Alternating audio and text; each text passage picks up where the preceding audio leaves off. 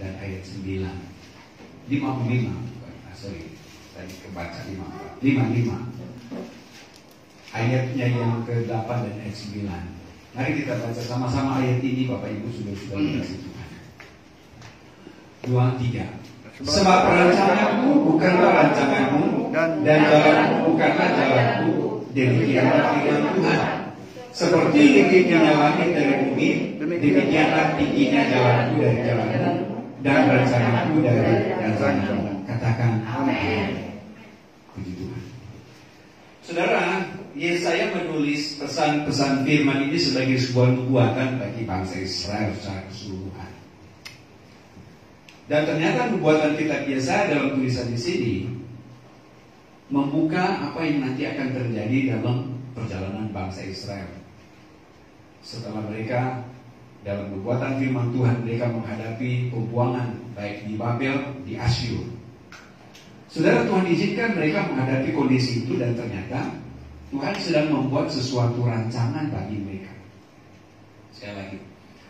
Dan itulah cara Tuhan untuk membuat mereka menjadi satu bangsa yang besar, bangsa yang hebat, bangsa yang kuat, bangsa yang mempermuliakan akan nama Tuhan melalui berbagai-bagai tantangan dan proses seperti itu. Dan ayat ini juga pun menjadi satu ayat yang kita perkatakan bahwa Tuhan itu punya rancangan yang indah bagi setiap kita sebagaimana umat pilihan Tuhan. Nah, sebab rancanganku bukanlah rancanganmu. Saudara, kata rancangan ini sama dengan bicara tentang setiap rencana Tuhan. Kekristenan adalah bicara hidup dalam rencana Tuhan. Katakan amin.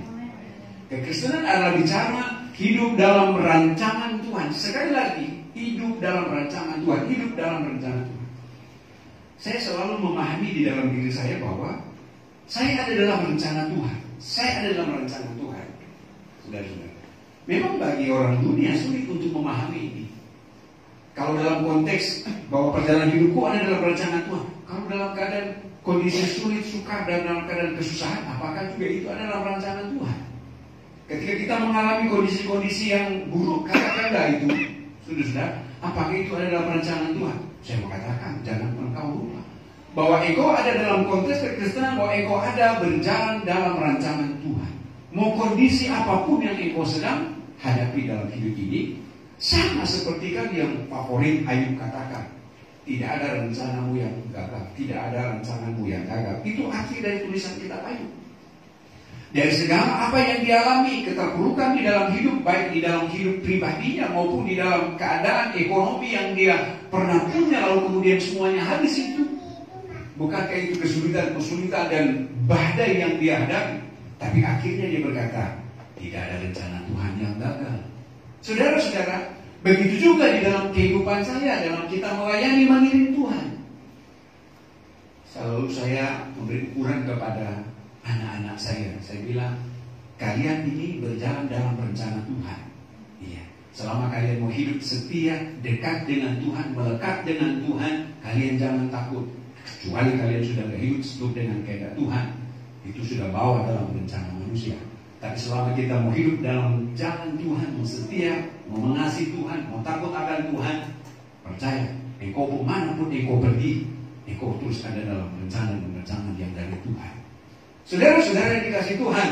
Nah, saya mau bawa saudara-saudara kepada Yusuf yang saya khotbah pagi tadi. Iya. Dalam Kejadian pasalnya yang ke-50. Iya. Kejadian pasal 50, kita akan melihat di sana pribadi Yusuf yang mana dia berjalan dalam rancangan Tuhan. Iya. Dan apa yang dialami dan apa yang akhirnya didapat oleh Yusuf dalam kitab Kejadian pasal 50 ayatnya yang ke-20. Coba ditampilkan. Kejadian pasalnya yang ke-50 ayatnya yang ke-20. Saya membaca, berkata demikian. Memang kamu telah mereka-rekakan yang jahat terhadap aku, tetapi Allah telah mereka-rekakannya untuk kebaikan. Iya. Dengan maksud melakukan seperti yang terjadi sekarang ini, yakni memelihara hidup suatu bangsa yang besar. Saya mau tanya yang hadir pagi hari ini, yang Alkitab yang saudara punya, siapa yang punya Alkitab yang ada tulisan begini? Tetapi Allah telah memang kamu telah mereka-rekakan yang jahat. Ada yang punya Alkitab tulisan begini, memang kamu telah merancangkan yang jahat. Ada yang punya Alkitab itu? Udah? Kalau terjemahan yang lain menuliskan demikian, ya. Memang kamu telah merancangkan yang jahat. Jadi kalau di Alkitab dalam Perjanjian ini ditulis mereka-rekakan. Tapi kalau saya coba berpendapat lebih tepat, lebih kena kepada merancangkan yang jahat. Sebab mereka-rekakan di sini dalam terjemahan yang lebih masuk pada pendekatan adalah merancangkan yang jahat terhadap aku, tetapi Allah telah merancangkan untuk kebaikan. Nah, saudara tahu tentang Yusuf dan saudara-saudara. Iya. Bagaimana perjalanan Yusuf sampai dia menjadi seorang penguasa yang dipercaya di Mesir. Untuk dia mencapai seorang pejabat tinggi di kerajaan Mesir, saudara-saudara kasih Tuhan, dia telah melewati berbagai masalah dan tantangan dalam hidupnya. Oleh orang yang ada di sekitarnya merancangkan, mereka-rekakan yang jahat. Tetapi dia percaya bahwa Tuhan ada di pihaknya dan Tuhan selalu berbuat baik kepadanya. Amin, saudara-saudara. Apa yang saudara sedang hadapi dalam hidup ini? Mungkin kau merasa aku sedang dalam keadaan sulit, aku sedang dalam keadaan susah, tetapi selalu baik Tuhan dalam kehidupan kita. Amin, saudara-saudara. Saudara dikasih Tuhan. Sebagaimana Yusuf dalam perjalanan dia ketika dia dalam bersama dengan kakak-kakaknya, dengan saudara-saudaranya, ya. Dan Yusuf mengakui akan hal itu, sehingga dia berkata dalam tulisan di sini. Tulisan di sini adalah ketika saudara-saudaranya datang kepada Yusuf, ya. Mereka datang kepada Yusuf dan siap menghadapi segala risiko Yusuf memperlakukan apa kepada kakak-kakaknya, kepada saudara-saudaranya. Tapi Yusuf tidak mau melakukan itu. Saudara yang dikasih Tuhan, perjalanan kehidupan kekristenan, saya katakan, kita selalu ada dalam rencana dan rencana Tuhan. Ini hal yang luar biasa. Saudara-saudara dikasih Tuhan. Nah, saya balik. Memang kamu telah mereka-rekakan yang jahat terhadap aku.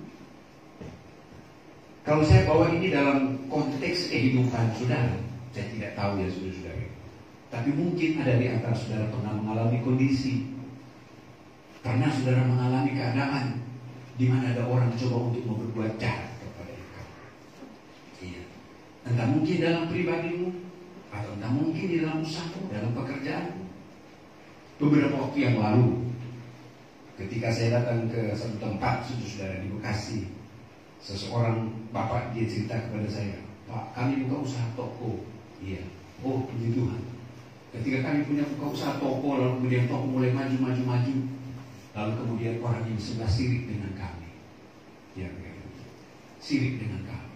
Dia sirik dengan kami, lalu kemudian ada beberapa bulan kami mengalami tantangan. Ada aja yang terjadi di toko tersebut. Ada aja yang terjadi, segala macam terjadi, entah ini, itu, dan sebagainya. Saudara, tapi puji Tuhan, dia berkata, puji Tuhan, Tuhan bela. Karena kami percaya kepada Tuhan, Tuhan tolong kami. Dan apa yang terjadi? Setelah berbulan-bulan, mereka terus berdoa. Tembok dengan sebelah toko yang di sebelah situ ditumpangin tangan nama Yesus. Ya, Tuhan ampuni toko sebelah ini. Tuhan jamah hatinya. Dan sebagainya, dia berdoa. Saudara-saudara, lalu pada akhirnya kemudian satu ketika tokonya di sebelah kebakar, toko dia nggak kebakar. Saudara-saudara, toko yang sebelahnya kebakar. Dia nggak kebakar, walaupun satu tembok, tapi dia nggak kebakar. Dia terbantu karena pemadam kebakaran datang sesudah. Tapi saya percaya itu rencana Tuhan, sehingga tokonya nggak kebakar, yang sebenarnya yang kebakar. Dan setelah kebakar, lalu kemudian beberapa waktu kemudian yang punya toko sebelah datang, yang punya toko ini.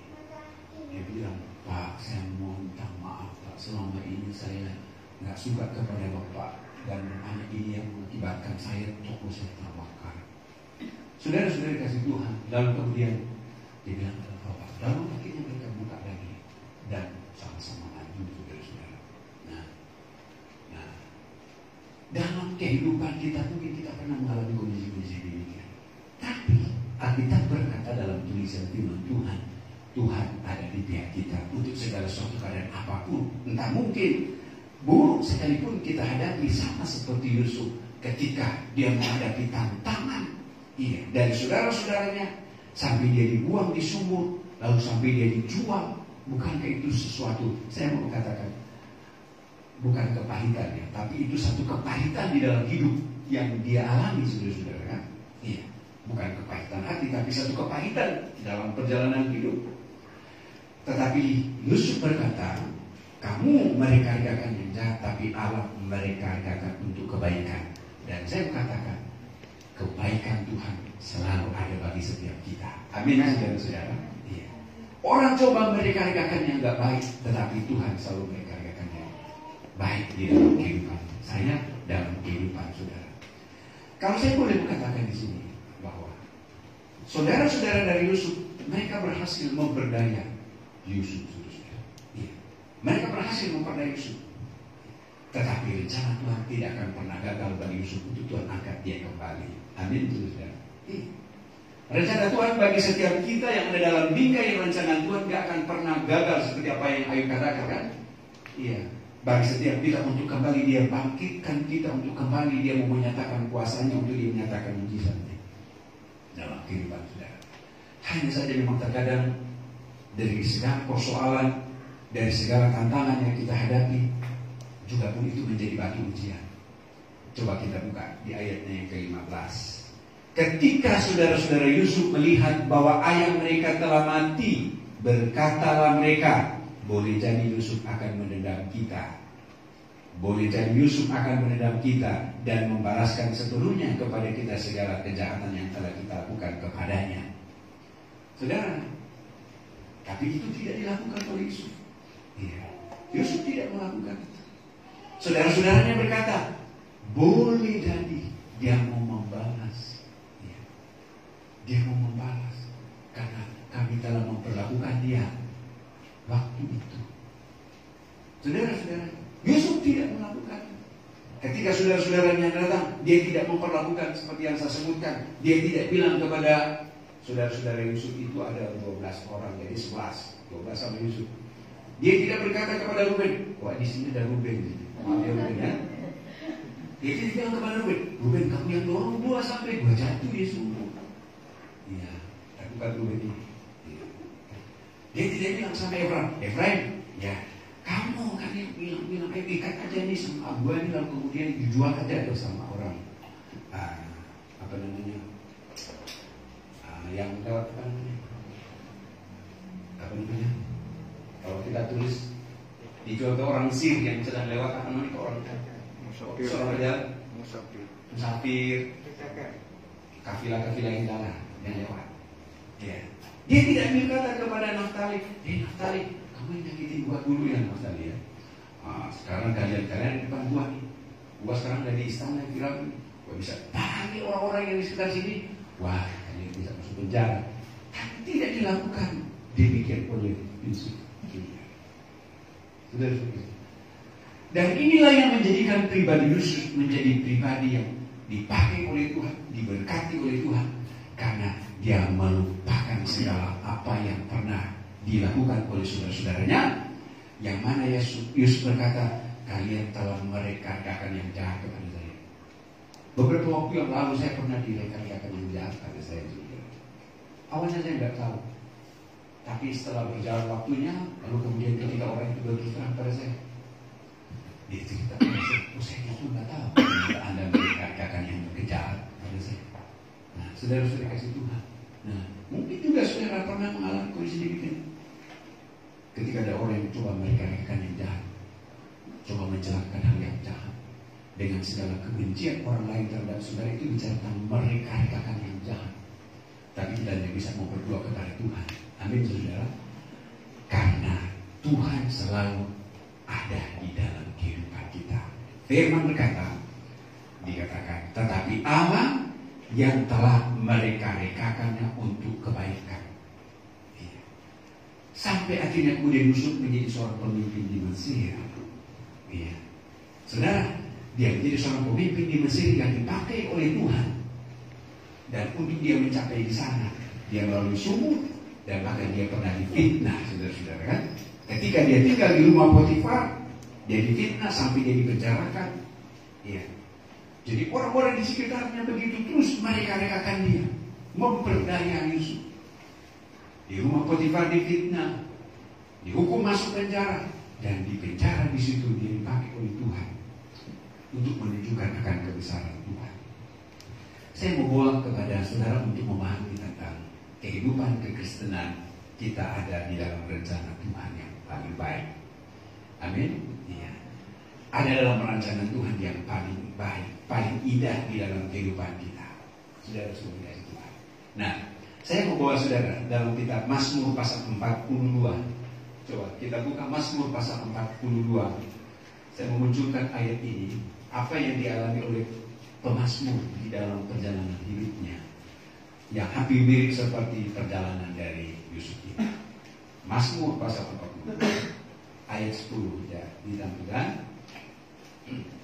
Seperti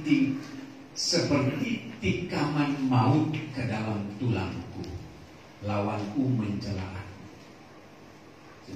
Ini bicara tentang tekanan yang dialami di dalam kehidupan. Siapa di antara kita yang tidak pernah mengalami tekanan? Baik tekanan secara psikologis, saudara. Bukan bicara soal tekanan secara fisik, tapi secara psikologis, psikis. Ya. Aku berkata ayat sebelumnya tadi. Nah, sebelumnya. Seperti tikaman maut ke dalam tulangku, lawanku mencelaku. Ini tekanan psikologis. Iya, saudara. Masuk sampai ke dalam tulangku, aku sakitnya sampai ke tulangku. Tekanan kehidupan, saudara-saudara, dari berbagai orang yang ada di sekitar kita, saudara-saudara. Sama seperti yang dialami Kang Yusuf, tidak hanya psikisnya, tetapi fisiknya juga pun mengalami tekanan, saudara-saudara. Pemazmur berkata, seperti tikaman maut ke dalam tulangku, lawanku mencelaku. Saudara, ternyata di dalam hidup kita ini yang paling berbahaya adalah bicara tentang tekanan secara psikis. Ya. Karena tekanan secara psikis ini akan mengganggu pertumbuhan dan akan mengganggu kehidupan dan bisa berlangsung lama. Pemerintah sekarang kan membuat payung hukum, ya, jangan sampai kemudian bukan tekanan, kalau tekanan secara fisik juga pun ada payung hukum yang mengaturnya, ada sanksi hukum, ya. Tetapi tekanan secara psikis juga sekarang pun juga ada payung hukum. Kalau dulu hanya sebatas tekanan fisik, ada pasalnya yang mengatur, terjadi pemukulan setelah di rumah sakit di apa kalau mau bekas pukulan mau dipisah di visum, ini ada bekas tanda pukulan, ya. Maka ini buktinya, ini bukti bahwa ada bekas pukulan memar di visum, lalu diproses secara hukum. Kalau secara tekanan secara psikis ada buktinya nggak juga? Memang nggak bisa dibuktikan secara nyata, tetapi akan mengganggu kehidupan manusia, saudara-saudara. Pemazmur mengalami hal yang demikian. Tekanan yang dialami. Saudara mungkin mengalami tekanan dalam hidupmu kan? Seperti yang saya katakan, mungkin engkau nggak mengalami tekanan secara fisik, tetapi secara psikologis engkau mengalami hal itu. Ya. Dengan perkataan-perkataan orang yang coba melemahkan itu tekanan fisik, tekanan psikis. Dari perkataan-perkataan orang yang coba untuk melemahkan engkau, membuat engkau down, sudah. Yusuf mengalami hal itu, fisik dan psikis dia alami, dan dia simpulkan, kalian ini merancangkan yang jahat kepada saya. Kalian mereka-rekakan yang jahat kepada saya. Saudara, tahu dari kisah di sini ketika saudara-saudaranya berkata, wah dia mau balas dendam. Sebetulnya saudara-saudara ada kesempatan sebetulnya Yusuf untuk dia mau membalas. Ada kesempatan sebetulnya. Tadi seperti yang sudah saya katakan, ada kesempatan untuk dia memarah, saudara-saudara. Ada kesempatan. Karena sudah di depan mata kan, ada kesempatan dia memarah. Dia mau sampaikan kemarahannya, dendamnya itu, ya, yang ada dalam hatinya. Peluang untuk itu ada. Tapi Yusuf tidak. Dia tutup rapat-rapat celah itu. Dia tutup rapat-rapat celah. Dan di sini kita juga perlu belajar. Amin, saudara. Dari konteks khotbah kita juga perlu belajar dari pribadi Yusuf. Dia menutup rapat-rapat celah itu.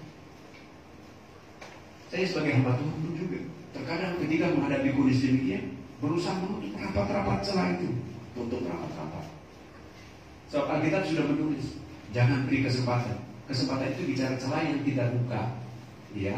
Lalu iblis masuk, lalu dia merasuk kita, lalu akhirnya kita kehilangan kendali dan kita akan menjadi berdosa. Yusuf tutup rapat-rapat celah itu. Ketika saudara berkata, wah dia mau balas dendam ini, tetapi dia tidak balas dendam. Itu bisa, saudara-saudara, tapi dia tidak lakukan. Dia tidak marah, saudara-saudara. Dia tidak menaruh dendam kepada saudara-saudara ini. Saudara dikasih Tuhan, walaupun mereka telah memperdaya dia. Kalau sekiranya itu terjadi, saudara, maka akan menjadi kisah lain. Kisah Yusuf ini akan menjadi lain kisah. Dan saya percaya dia tidak akan menjadi seorang penguasa di Mesir. Tetapi karena dia berusaha untuk mengendalikan dirinya dan dia menutup rapat-rapat celah itu. Oh enggak. Saudara mungkin juga pernah mengalami kondisi-kondisi demikian kan? Iya. Keadaan-keadaan di mana terkadang saudara rasanya mau keluar, marah tuh saudara. Iya. Tetapi kita berusaha menutup rapat-rapat. Jangan. Kesempatan ada, tapi kita berusaha menutup rapat-rapat. Jangan. Sama seperti Yusuf. Iya. Saudara-saudara kasih Tuhan. Nah, lalu ayatnya yang ke-11. Coba ayat 11. Masih di kita ini Mazmur ayat 11. Oh, Mazmur tadi. Mazmur pasal 42 ayat 10 ayat 11. Saya baca ayat selanjutnya dikatakan begini. Mengapa engkau tertekan hai jiwaku? Jiwaku ini kan bicara tentang psikisnya. Iya. Jiwaku ini bicara tentang tekanan dalam perasaannya. Iya. Jiwa ini bicara tentang apa yang ada di dalam ini. Dan apa yang ada di dalam ini yang tersembunyi terkadang ini sudah dikasih Tuhan. Itu yang teraniaya. Pemazmur mengakui itu. Mengapa engkau tertekan hai jiwaku? Psikisnya ini secara psikologis.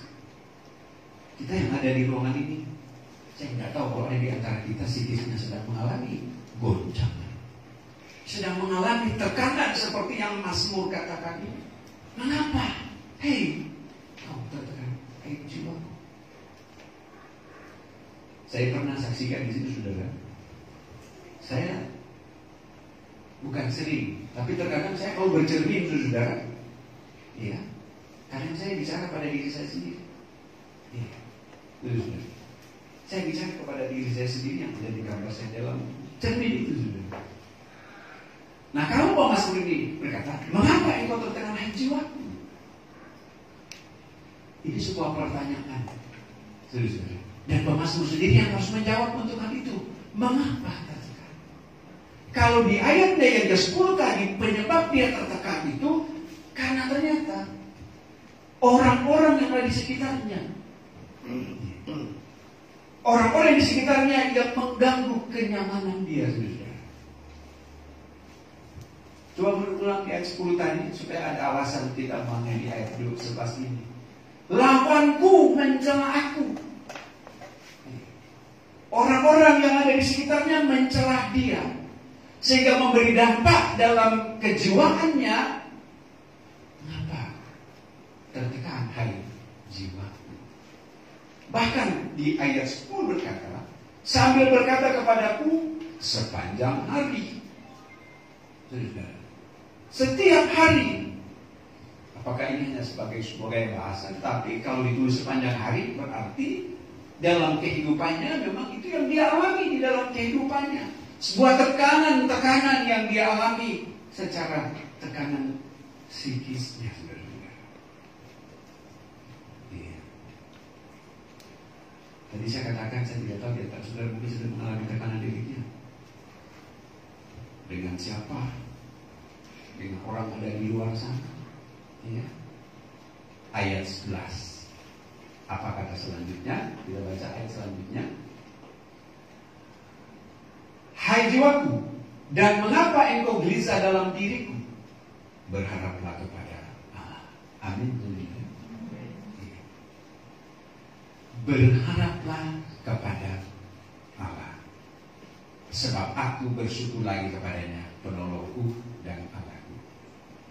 Ada 2, 3, 4. Ya. Kalau saya mau sebutkan ini ada 4 poin di sini. Ya. Saudara-saudara, yang bisa menjadi solusi ketika kita sedang mengalami tekanan secara baik mungkin secara fisik, baik mungkin secara psikologis. Pertama adalah berharap kepada Allah. Amin, saudara. Berharap kepada Tuhan. Ketika kita berharap kepada Tuhan, ini menunjukkan bahwa kita ini bukan siapa-siapa. Kita butuh Tuhan. Kita tidak bisa mengandalkan dengan kemampuan kita. Ya. Saya pernah ada pada satu titik di mana gelisah, saudara. Ya. Kegelisahan saya itu hampir nyaris sampai membawa gangguan kejiwaan saya. Saya coba berpikir keras sampai rasanya pusing kepala, berpikir keras. Tapi akhirnya pada endingnya saya berpikir, saya mau berpikir demikian juga pun bukan solusi, membawa saya menambah parah. Tapi hanya ada satu, ya berharap pada Tuhan, berdoa pada Tuhan. Ini pertama. Kedua, bersyukur. Amin, saudara-saudara. Bersyukur. Bersyukur ini kan bagian dari apa yang Tuhan mau. Bagaimana Pak, kalau dalam kondisi sedang penuh dengan berbagai tekanan, lalu mau bersyukur, bagaimana caranya bersyukur? Ya. Bagaimana kalau sedang dalam kondisi di mana penuh dengan tekanan-tekanan hidup, lalu mau bersyukur? Kan firman Tuhan sudah berkata, mengucap syukur dalam segala perkara. Itu yang Tuhan kehendaki dalam kita. Ya. Baik pun juga dalam keadaan tekanan di dalam hidup ini. Dan ternyata ada rahasianya. Ketika kita sedang dalam tekanan hidup, lalu ketika kita tahu mau bersyukur, ya, saudara nanti akan menikmati sesuatu yang lain, sesuatu yang indah. Karena ada energi positif di dalam kita. Sekarang diadopsi oleh orang dunia, padahal itu menurut konsep firman, saudara.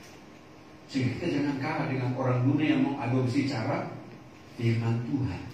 Kalau dalam masalah, dalam persoalan kita harus bersyukur, itu kata firman. Tapi orang dunia sekarang sudah mengadopsi itu, dan mereka mau mengambil untung dalam itu. Tapi kita kan lebih dahsyat dari mereka, karena kita punya Yesus yang punya apa? Punya pertolongan itu bagi mereka yang tahu bersyukur. Dan ketika kita dalam tekanan hidup, lalu ketika kita mau berkata mau bersyukur kepada Tuhan, maka saya percaya ada sesuatu yang lain, energi positif yang Tuhan berikan kepada kita, bagaikan air yang tiba-tiba ketika kita sedang panas kegerahan, lalu kemudian menyirami kita, kita merasa ketenangan dan adem. Seperti demikian. Tapi kalau kita tidak tahu bersyukur dalam keadaan yang sedang tertekan, dalam kondisi yang sedang tidak berdaya, kita tidak tahu bersyukur, maka tidak akan ada energi positif. Saudara-saudara, di sini ada 2 dokter di sini. Dan saya hubungkan dengan apa kata firman Tuhan.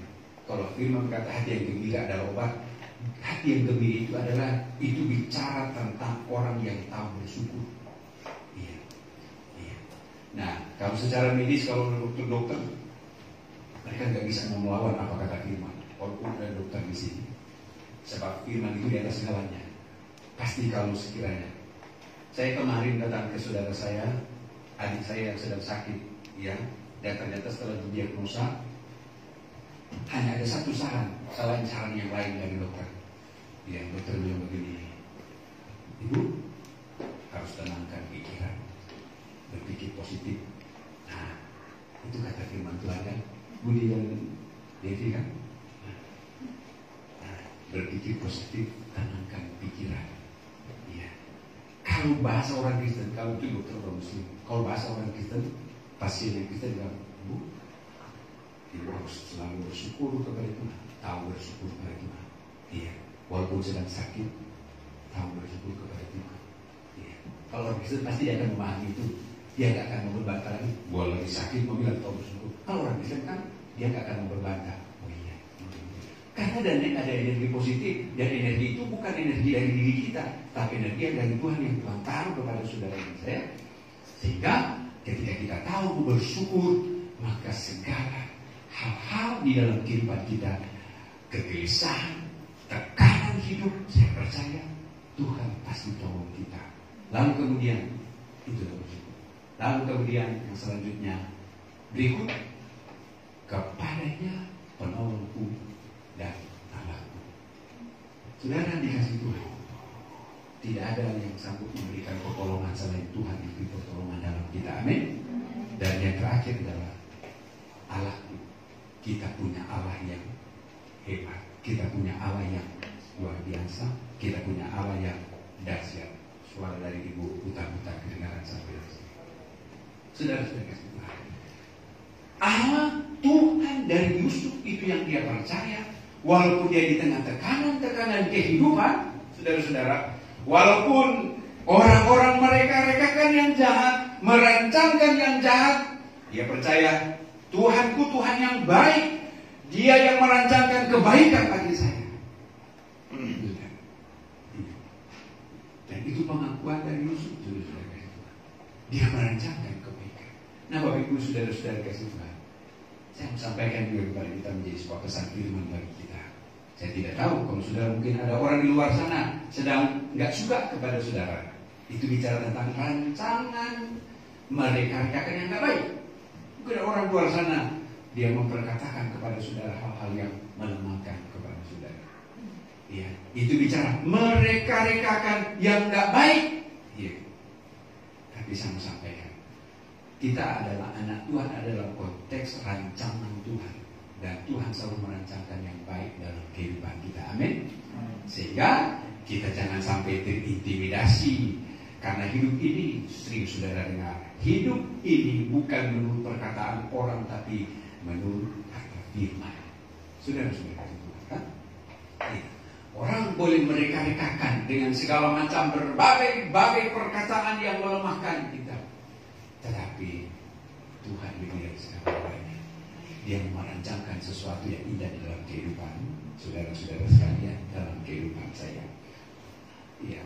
Lalu kemudian ayatnya yang ke-12, ya, ayat 12 masih di Mazmur ini, ayat 12. Nah, ditulis begini. Coba ditampilkan di slide ayat 12. 11, 12 belum tampil. Oh ya, coba baca, siapa yang bisa baca ayat 12? Mazmur 42 ayatnya yang ke-12. Ya, sudah buka? Oh sorry, cuma sampai 11 ya? Oh cuma sampai 11. Nah, oh ya sorry. Nah, saudara-saudara, sebentar.